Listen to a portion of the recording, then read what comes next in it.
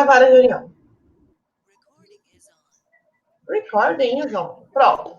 Então, a partir de agora, a gente está gravando. E lembra do que eu disse. Lembrem da erva cidreira. Guarda essa informação.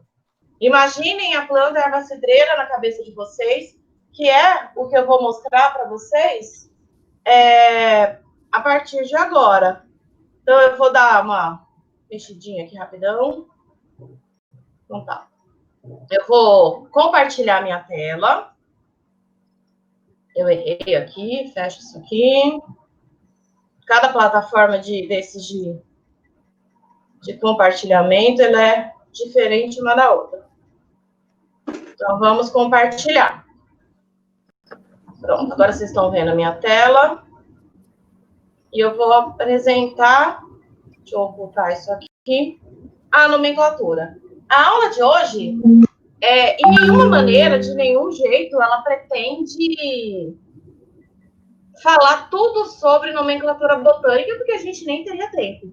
Existem cursos específicos de nomenclatura botânica, só para vocês terem uma ideia. No mestrado, eu fiz era uma disciplina de 40 horas, não, era uma disciplina de 60 horas. Vira e mexe, aparece cursos de nomenclatura botânica por aí. Então, pensa, só uma disciplina tem 60 horas, então um curso desse também tem. E não acaba, a gente não esgota as possibilidades. Então, por isso que a aula de hoje se chama Princípios. Então, o que eu vou mostrar para vocês? Regras gerais de nomenclatura botânica, que é aquilo que a gente tem que saber para resolver 90% dos problemas que podem aparecer aí na frente. Então, só para a gente relembrar algumas definições, aquilo que eu passei na nossa primeira aula, que a taxonomia é uma ciência muito mais ampla. Então, lembra que eu contei para vocês? A nossa disciplina chama taxonomia vegetal, mas ela deveria se chamar sistemática. Na hora que eu falo taxonomia, a taxonomia ela é uma...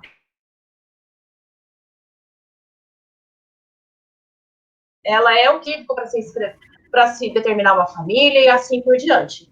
A gente trabalha com todo. Então, a gente trabalha com identificação, com a nomenclatura, com a classificação das plantas, com sistemas de classificação e assim por diante.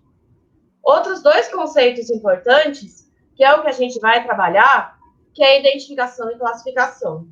Identificação é aquilo que, quando eu comparo, eu chego numa resposta.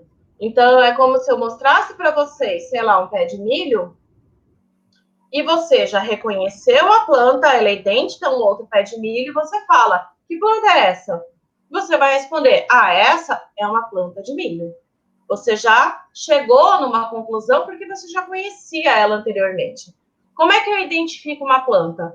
Geralmente, a gente utiliza o nosso conhecimento, para quem trabalha na área, mas a gente pode utilizar uma chave de identificação. Então, eu tenho certeza, para quem já fez entomologia ou está fazendo entomologia, vocês já trabalharam com chaves de identificação de insetos. Insetos, a gente vai lá, tipo de asa, tipo de perna, tipo de antena e assim por diante. Para a planta, é a mesma coisa. Eu tenho passos a serem seguidos para chegar numa resposta. Já a classificação, eu coloquei aqui em vermelhinho, material novo. É aquilo que eu não conheço. Então, eu consultei uma chave de identificação, a flora de um país, listas de espécies, procurei livros de figuras de plantas, de floras, eu procurei um especialista na família, procurei todas as fontes possíveis e eu não cheguei numa resposta. É o que a gente chama de material novo. Então, vamos pensar no conceito mais básico, que é a espécie. Então, eu procurei todas as espécies que eu conheço daquele determinado gênero e eu não consegui achar nenhuma parecida com aquele material que eu tenho. Então, provavelmente, ela é uma espécie nova. E se ela é uma espécie nova, eu tenho que classificar. Classificar, eu colocar ela de uma maneira hierárquica. O que é a hierarquia? Eu coloco ela num reino, num filo, numa classe, numa ordem, numa família, num gênero e, por fim, numa espécie. E para dar nome a essa espécie, eu tenho que fazer o nome correto dessa planta, de acordo com o sistema. que é isso que a gente vai trabalhar hoje, que é a nomenclatura. Então, eu tenho que aprender a dar nome para esse material. Isso daqui a gente já disse nas nossas últimas aulas. Então, até o século XVIII, a gente tinha um número restrito de espécies, e com a época dos descobrimentos, das grandes navegações, das colonizações de novos países, esse número de espécies ele aumentou absurdamente. E Linneu, lá no século XVI, lembra, o Linneu é o pai da botânica, ele fez uma lista com todas as espécies conhecidas e ele colocou elas num padrão. Até antes, todo mundo escrevia nome de planta do jeito que queria. Então, se eu quisesse dar o nome para uma espécie do pé de manga, eu ia falar grande árvore com frutos amarelos, carnosos, gostosos. Tudo isso em latim, que era um polinômio. E Linneu achou isso muito complicado a partir do momento que o universo dele saiu, por exemplo, de 100 espécies para 1000. Aí Linneu pensou, falei, pô, vai dar um trabalho danado colocar tudo isso que eu conheço em polinômio. Olha o tanto de papel que eu vou gastar. Não foi assim, mas é mais ou menos. E Linneu já tinha ouvido falar do trabalho dos irmãos Gaspar e Gerard Balham, que eles tinham resumido esse polinômio para 2 nomes, que é o que a gente chama de binômio, que é o que a gente vai chamar de sistema binário. Então, para que eu vou colocar grande árvore frondosa de frutos amarelos, carnosos, gostosos? Se eu posso colocar mangífera índica, que é o nome científico da manga. Então, Linneu, ele resumiu esse nome a partir de um polinômio inventado por outra pessoa, mas aplicado em toda a obra dele. E esse binômio, ele é, a partir de Linneu, então a partir de 1753, que é uma data importante, válido para tudo. Esse binômio, ele consiste num gênero, que é o nome genérico da planta, um epíteto específico que vai conferir a espécie da planta, e aí o Linneu colocou algo muito importante. O que é importante? Além... Aí do lado, aí, ó. Só você não mostrar mesmo. Matheus! É para alguém desligar o microfone, senão eu vou ficar surda aqui. Quem é que tá com o microfone ligado? Socorro. Ou pode perguntar se for dúvida. O Linneu também não deixou passar em branco. Falou assim, não, mas aí eu tenho que dar crédito para quem transformou esse polinômio num binômio. E aí Linneu colocava sempre o gênero, o epíteto, seguido do nome do autor da planta, que depois a gente abrevia para facilitar também a nossa vida. Todos esses nomes, eles são em latim ou latinizados. E essa é a nossa língua científica. E aí, a gente vai para a primeira regrinha, daqui a pouco eu vou falar o porquê do latim. Esse aumento no número de espécies gerou, então, o que a gente determina de normatização. A gente vai ter regra para isso. Só para vocês terem uma ideia, em 1867, os congressos começam a ver os códigos e tentam padronizar esses códigos, que é o Código Internacional de Nomenclatura, seja botânica, zoológica, fúngica e assim por diante. Até que depois a gente teve discussões do biocódigo, e aí a gente vai para a pergunta. Então, o que é o nome botânico ou o nome científico de uma planta? O nome botânico ou nome científico é um nome universal, igual em qualquer parte do mundo. E isso é muito importante. E aí vem a segunda parte, que também é importante, ao contrário dos nomes populares, que é o nome que uma planta é conhecida em diferentes locais do mundo ou até dentro do mesmo país. Vou dar um exemplo muito fácil para vocês entenderem como o nome popular pode variar. Quem é de São Paulo conhece a mandioca como mandioca.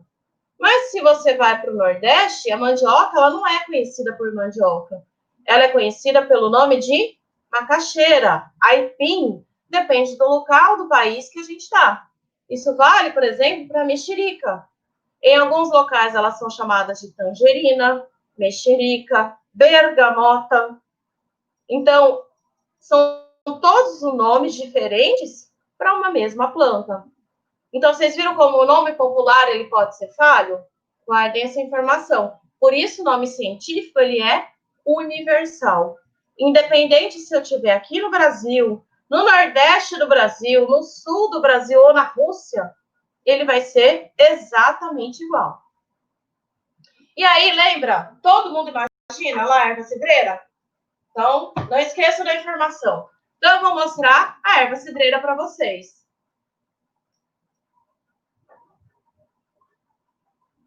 Todo mundo viu a erva cidreira?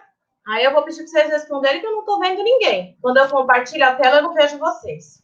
Mas a primeira não é capim cidreira ou tudo é a mesma coisa? Vamos lá, então. Quem acha que a erva cidreira é o número 1? Olha, para mim, pelo que eu conheço, é capim. Eu conheço a erva cidreira. A primeira e a última para mim é a erva cidreira. Aí, ó, viu? A primeira e a última. Alguém imaginou a segunda como erva cidreira? A segunda? A segunda. Alguém imaginou como sendo erva não, cidreira? Essa segunda é um mato, não é erva cidreira. Essa última é erva cidreira e essa primeira é capim cidreira. Vamos lá, então. Todas essas plantas, pelo nome popular, elas são conhecidas como erva cidreira. A primeira, muitas vezes, ela é chamada de capim cidreira, erva cidreira e capim santo. A segunda e a terceira, elas são mais comumente chamadas de erva cidreira ou melissa. E aí eu vou mostrar uma coisinha para vocês. Vamos dar uma olhada? Essas três são erva cidreira no nome popular? São. Então, independente de você que imaginou que a primeira erva cidreira era erva cidreira, a segunda ou a terceira, vocês não estão errados. E aí eu quero que vocês percebam, primeira coisa que eu acho que é o mais gritante, vocês viram que a primeira ela é muito diferente da 2 e da 3. Sim ou não? Sim. Viram como ela é muito diferente? A 2 e a 3, elas pertencem à mesma família. A primeira não. A primeira é uma poácea. A segunda e a terceira, elas pertencem à família Lamiácea. Elas são da mesma família. A primeira, o nome científico dela, então lembra aquele nome que vale em qualquer lugar do mundo? É Cibopógon citratus, que é o capim cidreira, capim limão, capim santo, erva cidreira. A segunda, o nome científico dela é Melissa officinalis. E a terceira é Lípia alba. A mais comum, que eu acho que a maioria de vocês imaginou como erva cidreira, foi a terceira. Porque a melissa, ela é comercializada também como melissa, mas também como erva cidreira. O que elas têm em comum? Por que eu posso chamar as três de erva cidreira? Aí a gente pode pensar no lado mais farmacológico do negócio. Elas têm o mesmo nome popular porque elas têm uma ação semelhante. Então, todas elas são plantas que a gente chama de plantas medicinais. E essas plantas medicinais, elas têm uma ação semelhante. Então, para que vocês tomam a erva cidreira? Alguém sabe para que serve? Calmante. É calmante. Você toma um chá de erva cidreira para ficar calminho. A número 1 é calmante? Ela tem um princípio ativo que ela é explorada comercialmente como um calmante. A segunda, a mesma coisa, e a terceira também. Um nome científico de uma espécie, ele é sempre formado pelo gênero. E esse gênero, ele é escrito com a inicial em letra maiúscula, seguido de uma palavra que a gente chama de epíteto específico. É o que vai conferir o nome à espécie. Então, o epíteto específico é o citratus. Ele sempre começa com a inicial da letra em minúscula. O que vocês veem em comum entre os nomes científicos? Vocês viram que eles estão deitadinhos aqui? Esse nome, ele sempre vai ser escrito em itálico, para mostrar que ele é um nome em latim ou latinizado. Repara que está em itálico só o gênero e o epíteto. A terceira partícula desse nome é o que a gente chama de autor. Eu vou pegar esse aqui do meio, que tem um autor só. Melissa é o nome do gênero. Officinalis é o epíteto específico. E L é a abreviatura de Linneu, que é o nome do autor da espécie. Ou Linneu descobriu, ou Linneu relatou essa espécie lá naquele primeiro livro dele, que é o Espécies Plantarum. Repara que algumas plantas têm mais de um nome de autor. E isso eu vou explicar mais para frente do porquê que isso daqui acontece. Então, repara que os autores de Cimbopolgocitratus é o DC, que é Decandori, e o Stapf. O da Lípia alba é o Mil e o N. Brown. E aí eu vou explicar o porquê que esses aqui têm mais de um autor. Todo mundo entendeu? Ô, professora. Oi, pode A perguntar. professora vai explicar para a gente quando que a gente usa o nome do autor, quando que não usa, etc? Beleza. Daqui a pouquinho eu chego lá. Como é que a gente vai? Todo nome científico de planta, anotem isso é regra. Ele sempre vai ter o gênero, o epíteto e o autor. Então, na hora que vocês perguntarem, qual que é o nome científico do milho?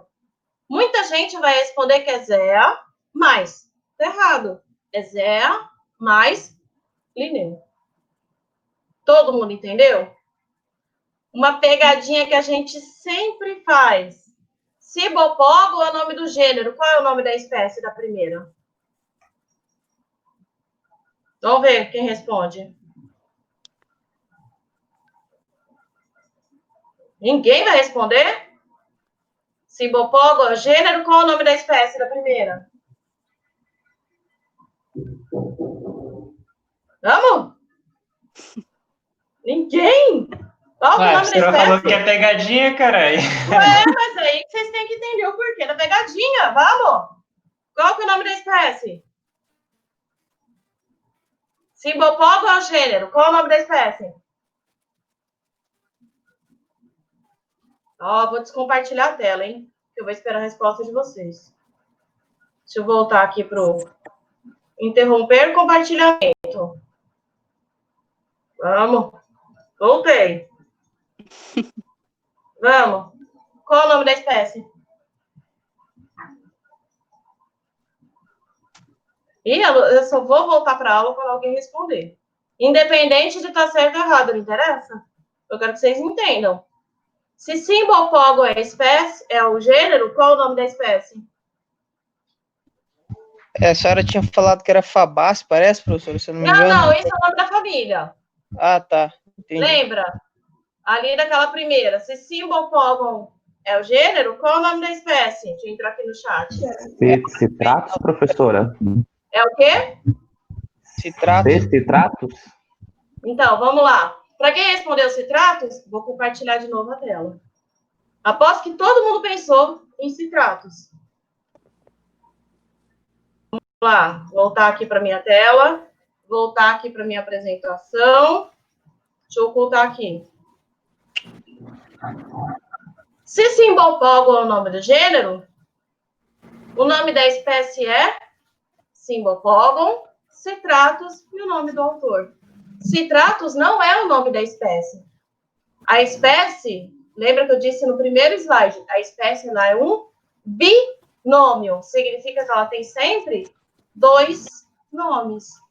Então, essa é a pegadinha. Qual é o nome da espécie? Da Melissa? É Officinalis? Não. É Melissa Officinalis Linneu.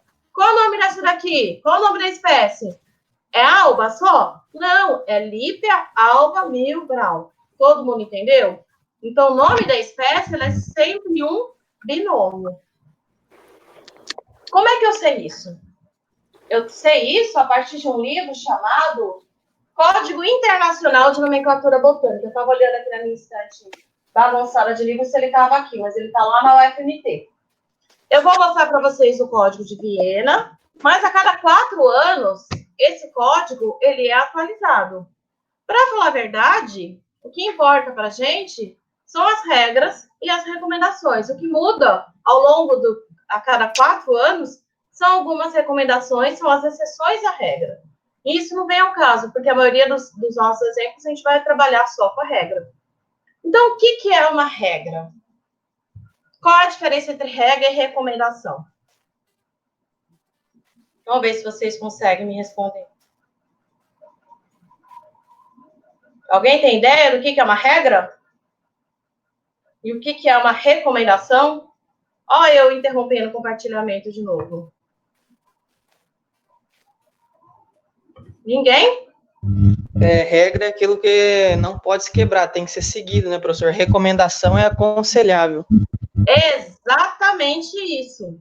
E aí, então vou dar um exemplo muito prático. Sua mãe olha lá para fora, vê que o tempo está nublado e fala para você: leva o guarda-chuva. Sua mãe está te dando uma recomendação. Leva o guarda-chuva porque vai chover. Mas se estiver chovendo, a sua mãe vai falar para você: pega o guarda-chuva. Isso é uma regra. Entenderam a diferença?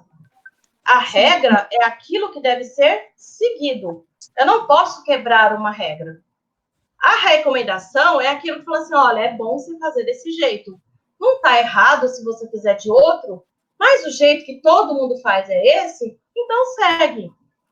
Todo mundo entendeu isso?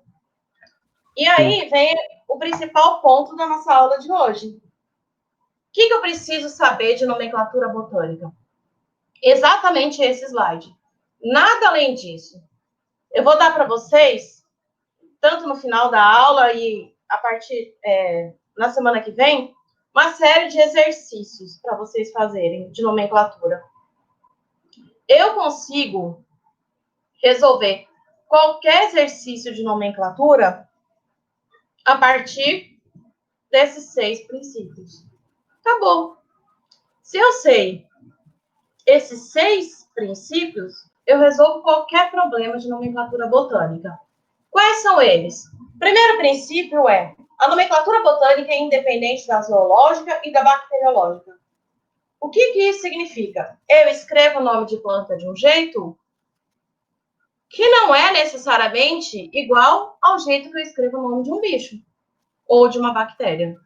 Então, só para vocês terem uma ideia, o nome de uma planta, o nome de uma espécie de planta, ele sempre vai ser escrito com um gênero, um epíteto e um autor. Se eu estiver escrevendo o nome científico de um animal, ele é escrito de maneira diferente. Ele tem um gênero, ele tem um epíteto, ele tem um autor e eu tenho também o ano. Se eu estiver escrevendo o nome de uma bactéria, eu tenho um gênero e tenho um epíteto, não necessariamente o autor e o ano. O que interessa para a gente? O jeito que escreve planta. Não me interessa como escreve o nome científico de um bicho ou de uma bactéria. Então, a nomenclatura botânica é independente. E é só isso que vai interessar para a gente. Toda vez que eu estiver escrevendo o nome científico de uma planta, uma espécie, eu descobri uma espécie nova, toda espécie ela deve vir acompanhada por o que a gente chama de tipo nomenclatural. O que é um tipo nomenclatural? Eu vou falar um pouquinho mais para frente deles também. Um tipo nomenclatural, ele é a espécie que eu usei, aquele exemplar de planta que eu usei, para me basear na descrição daquela espécie. Então, vamos supor que eu descobri, sei lá, uma espécie nova de manga. Se é uma espécie de manga, eu comparei com todas as mangas que eu conheço, não tem nada parecido com ela, uma manga diferente. E aí, eu tenho que descrever essa espécie. Então, eu proponho um nome novo para ela, faço uma descrição e faço uma amostra daquela planta. Lembra que a amostra que é essa? É aquela que fica depositada no herbário. E aí eu conto, olha, essa nova espécie de manga, ela foi baseada no exemplar que está depositado no herbário XYZ, com o número tal. Essa espécie que eu usei, esse exemplar que eu usei para me basear a descrição dessa nova espécie, a gente chama ela de tipo nomenclatural. Todo mundo entendeu? Acho que esse é o mais chatinho de todos. Sim ou não? Ih, tô sozinha aqui hoje. Não. Explica de novo aí, professora. Você não entendeu? Eu também ficou confuso aqui, professora. Então, assim, eu descobri uma espécie nova de planta. Então, eu pego uma amostra daquela planta, faço exicata, lembra? Aquele exemplar que é guardadinho no herbário? E a partir dele, eu vou descrever essa nova espécie. Essa planta que eu usei, esse exemplar que está lá no herbário, que eu usei para basear a minha descrição, a gente chama de tipo. Isso é o que a gente chama de tipo nomenclatural. É aquela amostra que foi baseada a descrição da minha espécie nova. Então, mais para frente, eu vou mostrar que existem vários tipos de tipos. Tipos de tipos nomenclaturais. Mas esse exemplar original que eu usei para basear minha descrição é o que a gente chama de tipo nomenclatural. O terceiro princípio, e ele é o mais importante de todos, é o que a gente chama de prioridade de publicação. O que significa isso? Alguém tem ideia? Quem publicar primeiro, professora? Quem publicar primeiro leva. Então, não importa que eu estou trabalhando com aquela espécie faz 10 anos. Se o fulano do meu lado viu e publicou primeiro, o crédito é dele, azar o meu. Quem mandou demorar? Então, quem fez primeiro é o que vale. Isso daí é uma regra, é um princípio fundamental da nomenclatura. A partir desse momento, que a prioridade é um princípio, vocês vão ver, e aí eu vou dar um exercício para vocês fazerem depois da aula, que é pesquisar nomes científicos num site específico, vocês vão ver que vai ter uma série de sinônimos. O que são sinônimos? Alguém tem ideia? O que é um sinônimo? Palavras diferentes, mas com o mesmo significado. Exatamente. Então, sinônimo de bonita é belo. É jeitos diferentes de falar a mesma coisa. Então, eu publiquei Mangifera indica, que é o nome da manga. O meu colega aqui do lado publicou Mangifera antártica, porque ele coletou na Antártica. Mas elas são a mesma planta. Quem publicou primeiro? Se eu publiquei primeiro, o meu nome é o que vale. Mangifera indica. O que ele publicou vai ser só um sinônimo. Ele publicou depois de mim, achando que era uma coisa diferente, e não é. E aí vocês vão ver que existe uma porrada de sinônimo. E nenhum sinônimo é válido. A gente só usa com o nome correto. Então, quem publicou primeiro é o que vale. Cada táxon tem apenas um nome correto. E isso é muito importante. Nenhuma planta vai ter mais de um nome científico. Ela sempre tem apenas um único nome científico. E qual que vale? Ó, coloquei entre parênteses aqui, ó, o mais antigo. Por causa do princípio 3, que é a prioridade de publicação. Então, um pé de manga, ele sempre vai ser Mangifera indica Linneu. Independente do que possa aparecer depois. Todos os nomes científicos devem ser escritos sempre em latim, independente da sua origem. Ou ele é em latim, ou ele é latinizado. O que significa isso? Todo nome científico, se a gente escrever no computador, ele tem que vir em itálico. Mas se eu estiver escrevendo ele em letra cursiva, estivesse dando exemplo lá na lousa, a gente, para marcar que ele está em latim, a gente sempre faz um sublinhado embaixo da palavra. Então, se eu tiver com letra cursiva, eu sublinho. Se eu estiver escrevendo no computador, eu coloco em itálico. E alguém tem ideia do porquê do latim? Por que não é inglês? Se inglês é a língua mais falada do mundo. Alguém tem ideia?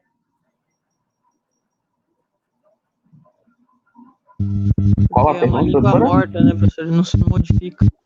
Exatamente isso. O latim é uma língua que não muda ao longo do tempo. Eu vou dar 2 exemplos muito práticos para vocês entenderem o porquê que é importante a gente utilizar uma língua morta que não muda ao longo do tempo. Se vocês lerem, por exemplo, Romeu e Julieta, um clássico de Shakespeare, da época, que é para quem sabe ler inglês, da época que Shakespeare escreveu, a maioria de vocês não vai conseguir ler. O inglês escrito e falado na época do Shakespeare, ele é muito diferente do inglês de hoje. E aí eu vou passar para o Brasil. Antigamente, eu falava vossa mercê, para quando eu conversava com uma outra pessoa. Ao longo do tempo, vossa mercê virou vós-me-cê, para quem estava no interior. Ao longo do tempo, a palavra mudou para você. Hoje em dia, como? Alguém sabe? Como é que eu falo você? Alguém tem ideia? É VC, isso mesmo. Hoje em dia, ninguém escreve você. Você pode pegar milhares de e-mails que vocês recebem por dia em locais que vocês estejam vendo, vocês vão ver VC. Daqui a pouco vai ser só um para vocês saberem o que é. Entendeu? Uma palavra, vocês viram como ela mudou ao longo do tempo? Os mineiros ganharam, professora. Os me ser, né? Muito bem. Vocês viram, ela mudou muito ao longo do tempo. Com o latim, isso não acontece. Então, o latim, ele foi determinado como língua universal para qualquer tipo de nomenclatura, seja ela botânica, zoológica ou bacteriológica. Ela sempre vai ser escrita em latim. E as regras são retroativas, exceto quando limitadas, e aí tem a ver com as recomendações. Isso daqui, se eu sei o princípio 2, 3, 4 e 5, eu não preciso saber mais nada de nomenclatura. Aplicando os princípios, eu resolvo todos os tipos de problemas dentro de nomenclatura. Então, todo nome tem que vir acompanhado de um tipo. Quem publicou primeiro é o que leva. Cada táxon tem só um nome correto, não interessa, não pode ter dois nomes. Então, um vai ser o correto, provavelmente o outro vai ser o sinônimo, lembra que é o mais antigo que vale. E o nome científico sempre no latim. O que eu quero que vocês guardem no princípio 3? Prioridade de publicação. Lembra que é o mais antigo, é o que leva. Tudo vale na botânica a partir de 1753. Essa é a principal regra. Por que 1753? Porque essa é a obra que o Linneu publicou em 1753, que ele universalizou todos os nomes botânicos e todos os nomes científicos. Entendeu? Então, tudo vale na botânica a partir de 1753. Essa daqui é a parte mais importante da nossa aula de hoje. Só para vocês lembrarem quais são as categorias taxonômicas, eu já falei. Reino, filo. Aqui está a divisão. E eu vou até tirar o divisão, que divisão é um nome muito antigo que a gente usava para diferenciar planta de bicho.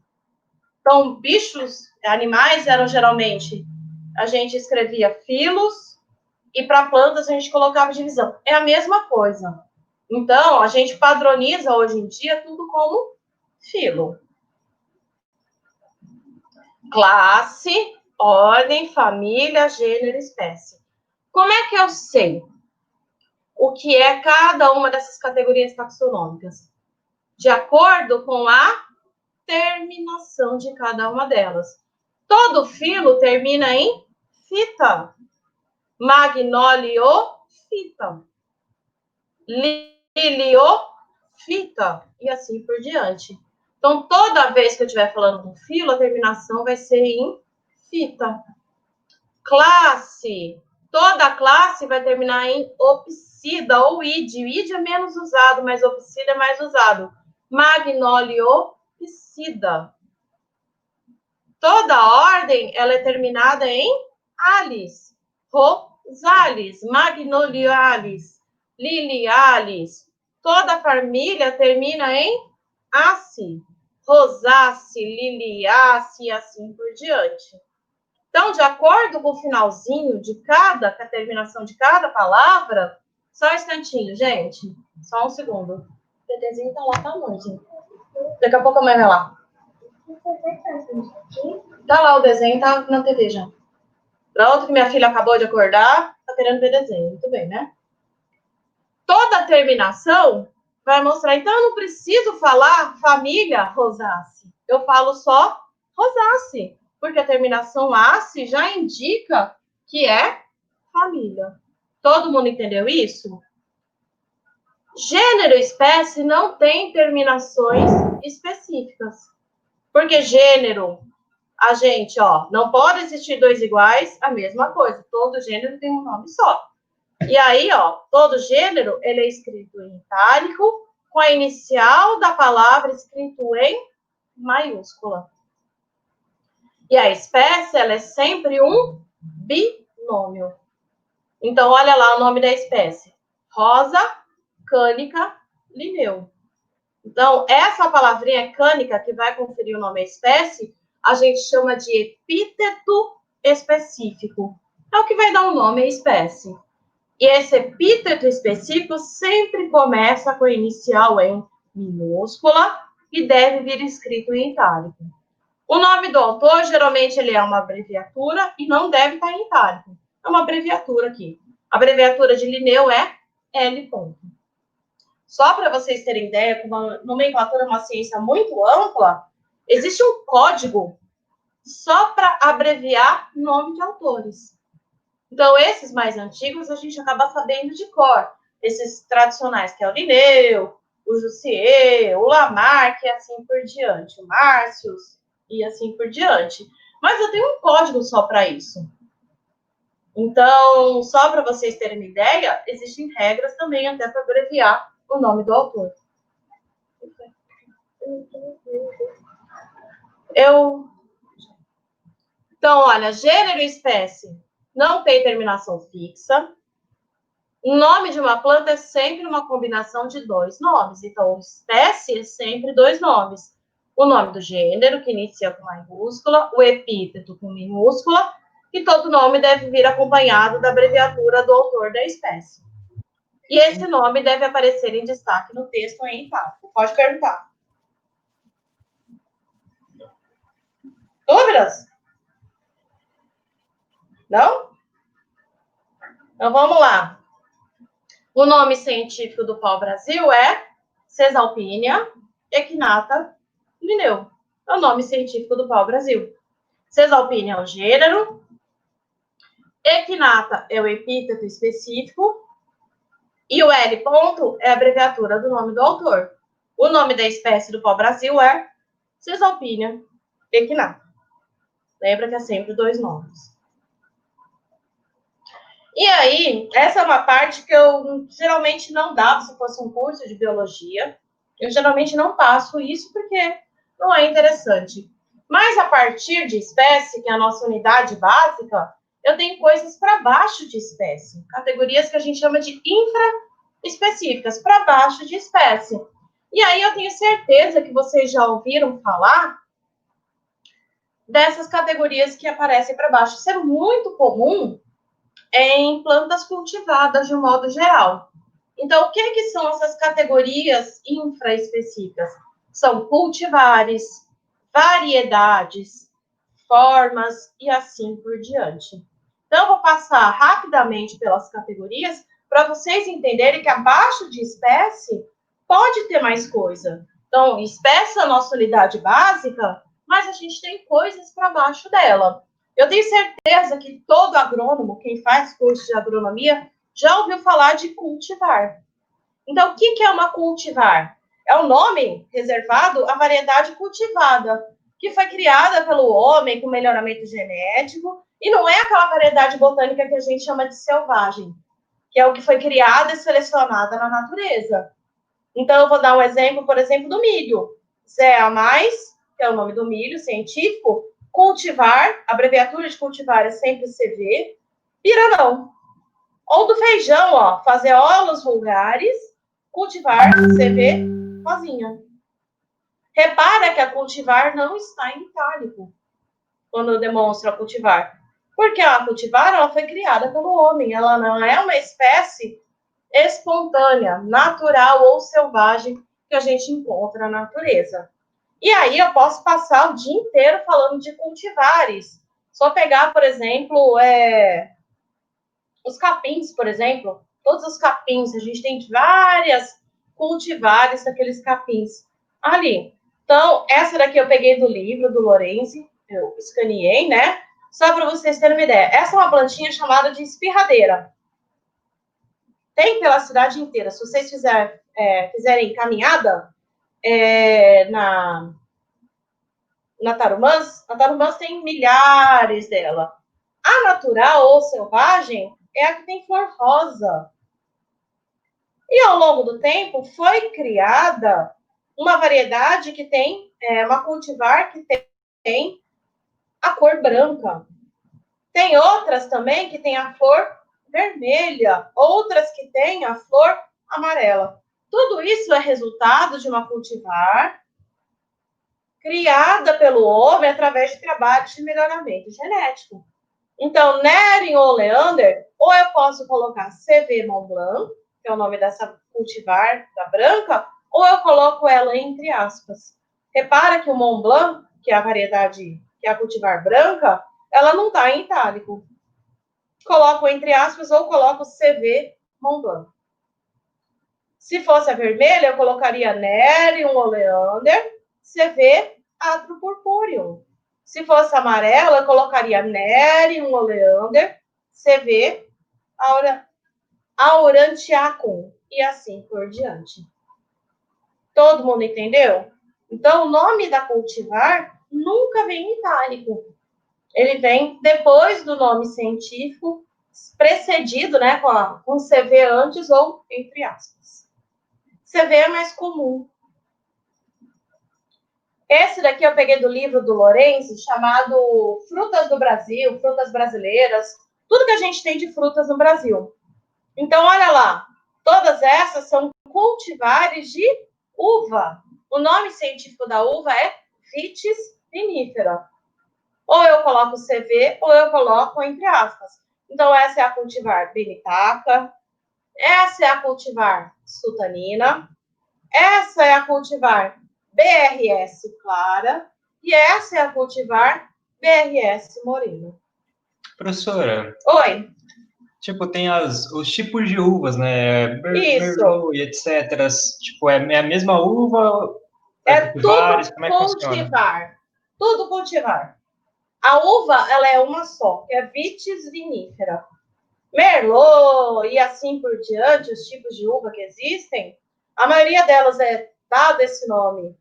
Aí vamos pensar em vinho, né? Para que a uva lá, o principal produto lá, o pessoal faz vinho, é de acordo com o tipo de uva, geralmente dado também o nome da região onde ela é cultivada. Então, depende ali disso. Mas isso tudo é cultivar. Vamos pegar a manga, acho que a manga é o exemplo mais fácil da gente entender.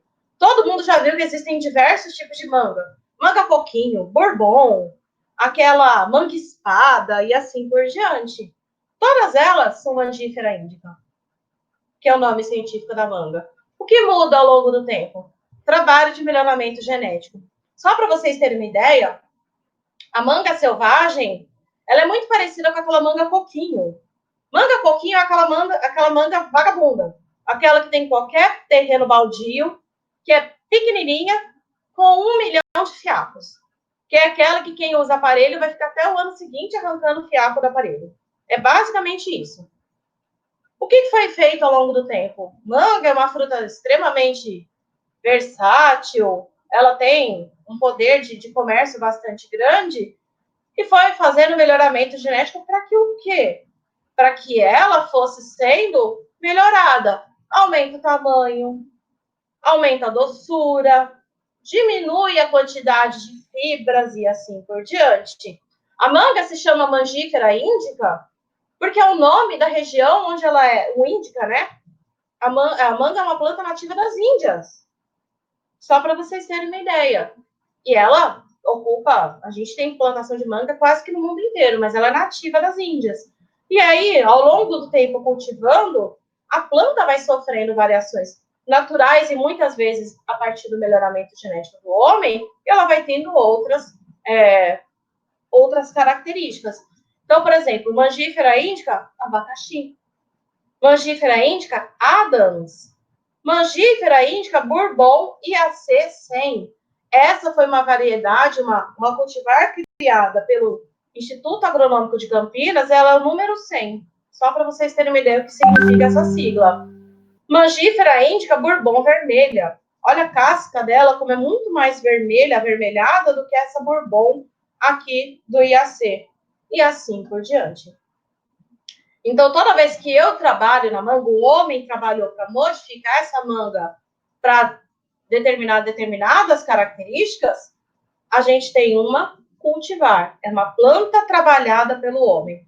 Todo mundo entendeu? Isso é o mais importante. Toda cultivar é uma planta trabalhada pelo homem. melhoramento genético, seleção de cruzamentos e assim por diante. Pode falar. E o caso do caju e do caju do mato, que a folha é diferente, não, são espécies diferentes. É a mesma coisa. Não, são espécies diferentes. O caju do mato é uma espécie diferente do caju comum. O caju comum é esse que a gente planta em casa, que tem os pés de caju, é a Anacardium occidentalis. Esse é o caju. O cajuzinho do mato, ele é uma outra espécie. Tanto é que ele é muito parecido com o caju, mas a folha é diferente, o fruto é bem pequenininho, o fruto não é doce, ele é mais pro azedo, e assim por diante. Ela tem características genéticas diferentes do caju comum. Ela é uma outra espécie, eu não consigo lembrar qual que é o nome da espécie do caju do mato, mas é uma espécie diferente. Isso é natural. Bom. Isso é natural. Isso daqui, o que acontece com a manga, com a uva, com a banana. Pensa em banana, banana prata, banana ouro, banana da terra, banana nanica. O que acontece com o caju, com a manga, com a uva, com a banana, foi tudo melhoramento genético. Tudo foi criado pelo homem. Certo? Então, isso daqui é cultivar. Então, lembre, cultivar é aquilo que é criado pelo homem. E aí, a partir de agora, eu vou mostrar categorias para baixo de espécies, mas que não foram mexidas pelo homem, que acontecem naturalmente. Então, eu vou mostrar essas duas plantas. São dois tipos de pinheirinho de Natal, que são cupressos. E aí, são plantas diferentes da espécie que surgiram resultado do aparecimento natural e espontâneo de características novas. Então, esse cupressus, ele é chamado de cupressus sempervirens. Esse daí, ele é muito comum e aparece, mas existem algumas variedades que aparecem ramos mais horizontais, ou seja, eles são mais compridos. E essa característica é passada à sua descendência. Isso acontece naturalmente. Então, pode ser um tipo de solo mais rico em determinado local, que faz com que os ramos sejam mais compridos do que esse, que é a versão selvagem, normal. Então, essa versão natural, não teve mexida nada, ninguém mexeu com ele, mas que tem o ramo mais comprido, ele é uma variedade. Então, esse daqui é o cupressus sempervirens, que é o nome, é o epíteto específico, variedade horizontalis. Repara que o horizontalis está em itálico, porque ele acontece naturalmente. Então, vocês vão ver que vai aparecer diversas coisas. Quando vocês começarem a ver mais nomes científicos, vocês vão ver, por exemplo, uma espécie que tem a variedade comum e a variedade, por exemplo, megafolha, que tem a variedade da folha grande, ou de flor branca e assim por diante. Isso não é melhoramento genético. Isso acontece naturalmente. E essa planta aqui, conforme ela vai se reproduzindo, ela consegue passar essa característica à sua descendência. Então, essa planta, na hora que cruza, que a gente tem lá a reprodução dela, ela vai gerar indivíduos com esses ramos mais longos. Essa característica é passada à sua descendência. Então, essa daqui é a variedade horizontalis, é uma variedade do ramo longo. Então, a variedade, ele é um processo natural. Acontecem os dois jeitos ali na natureza. Um que tem o ramo mais curto, o outro que tem o ramo mais comprido. Só para vocês... deixa eu voltar aqui. Só para vocês terem uma ideia, esse pinheirinho, que é um pinheirinho bastante comum, que são as árvores de Natal do modo geral, elas são bem comuns, principalmente lá no hemisfério norte. E aí, quando o pessoal que comercializa a árvore de Natal, lá tem um comércio bastante grande de venda desses pinheiros de Natal para o pessoal trazer, levar para casa e tal. Se a pessoa tem uma casa pequena, ela escolhe a variedade selvagem. Se ela tem uma casa mais alta, que é uma árvore mais comprida, ela escolhe a variedade horizontal. E isso lá no próprio viveiro, os caras que vendem a árvore de Natal, eles têm lá, você quer a variedade selvagem ou a variedade horizontal? E aí você já sabe se você quer o pequenininho ou se você quer o grande. E assim por diante. Isso é bem interessante.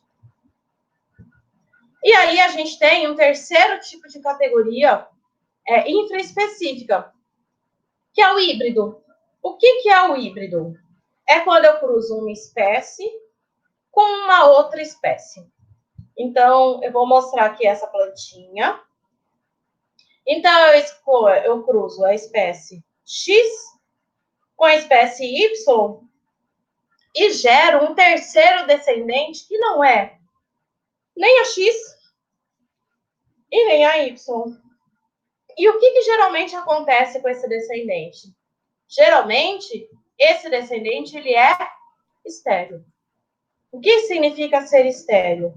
É um indivíduo que não vai formar, quando a gente está trabalhando com plantas, ele não vai gerar descendente fértil, ele não vai formar frutos com sementes. Então, geralmente, esse indivíduo ele vai florescer, mas ele não forma frutos. E aí eu só consigo reproduzir esse indivíduo assexuadamente, fazendo uma estaca, um enxerto e assim por diante. Professora. Pode perguntar. Mas isso é intencional no momento da criação do híbrido? Ou nenhum híbrido, todo híbrido é infértil? Todo Estéril, híbrido, quer dizer. a maioria dos híbridos são estéreis. Acontece de um híbrido se tornar fértil, e aí ele sobe de categoria. Ele deixa de ser uma categoria que a gente vai caracterizar com híbrido. Então, ó, nome científico de um híbrido sempre vem um X na frente, ó. Spirea, X, bumalda.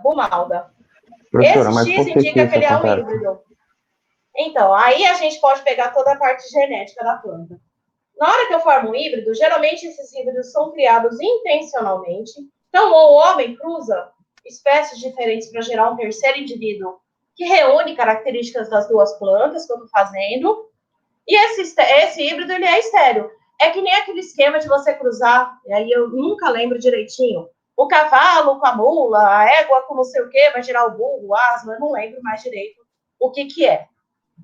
Esse asno, esse burro, ele é estéril. Ele não vai gerar descendentes férteis. Por que ele é estéril?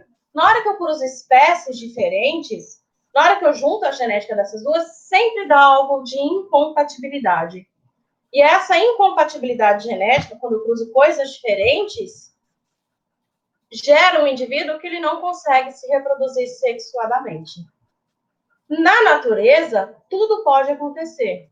Então, ao longo do tempo, esses híbridos vão sendo formados, eles são todos estéreis, mas em algum momento, esse erro genético, na hora que eu cruzo espécies diferentes, ele é, entre aspas, pelo amor de Deus, o professor de genética que eu estava falando isso, ele me mata, consertado.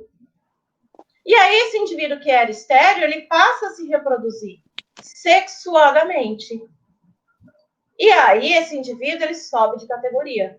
Ele vira um terceiro indivíduo e aí ele sobe e ele se transforma numa espécie nova. Isso acontece bastante. Então, acho que todo mundo já foi numa floricultura. Todo mundo já viu que tem, sei lá, festival de orquídeas. Então, vamos pegar tudo aquelas orquídeas de floricultura? O que a gente repara quando você compra lá? Essas orquídeas as catleias, os oncídios e assim por diante, né? Tem um monte de espécie de orquídea. Essas orquídeas vendidas nas floriculturas são todas híbridas. Então, eu cruzo espécies diferentes de catleia, por exemplo, e guardem essa informação, eu vou mostrar um videozinho para vocês lá na frente, quando eu falar de polinização, que mostra o que aconteceu ao longo do tempo com o gênero catleia.